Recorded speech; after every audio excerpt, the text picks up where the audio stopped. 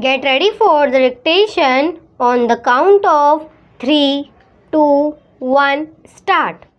In discussing the demands for grants of the Finance Ministry, we have got to see to what extent the administration of this particular ministry has led to the development of our national wealth and the securing of the welfare which our state claims to have in view. Madam, we must try to analyze very carefully the working of this particular ministry because it is not merely a department of the government, so to say, but it is the nerve center of the administration of the country.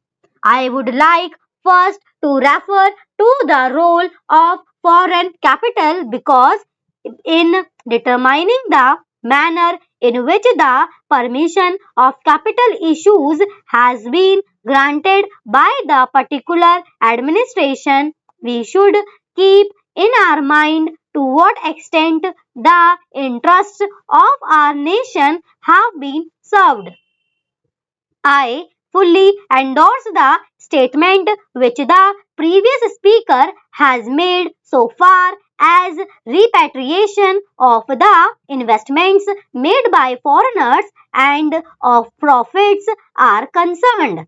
We have dealt with this topic quite a number of times and I do not want to reiterate anything apart from only supporting what the honorable member who just now spoke said.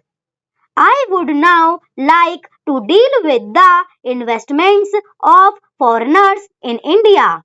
Madam, the government of our country accepted the proposition that in allowing foreign investment, it should come in only in such industry and such form of production wherein our national investors will not come forward and in which technical skill is wanted. There is also one other factor which the industrial policy of our government of 1948 as adumbrated further in 1949 by the Prime Minister laid down.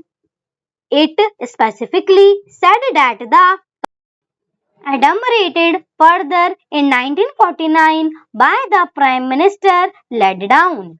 It specifically said that the control and ownership of such concerns should, as far as possible, be in the hands of Indian nationals and the technical know-how of our country should be developed.